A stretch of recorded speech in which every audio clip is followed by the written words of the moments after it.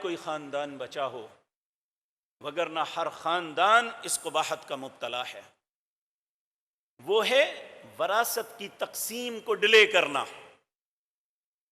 नबी करीम सल्लल्लाहु अलैहि वसल्लम ने फरमाया, क़यामत कायम नहीं होगी, लोग वरासत को खुशदिली से तक़सीम नहीं करेंगे। पहली बात तो ये, बहनों को मजबूर किया जाता है कि वो बयान दे दें भाइयों के मुताल्लिक कि हम आपसे कुछ नहीं लेते, और अगर देना भी हो तो इतना डिले करते हैं कि वो सिसक सिसक के मर जाती हैं। और जब देने की वक्त आए तो कहते हैं जिस वक्त अब्बा जान फौत हुए थे उस वक्त इसका रेट ये था, उस वक्त से लेकर 10-10, 20-20, 30-30 साल फायदा भी खुद उठाया,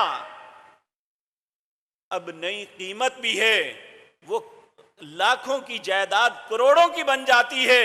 वो कहते हैं बस इसके मजे मैं लूटूं, बहनों को कुछ नहीं देना।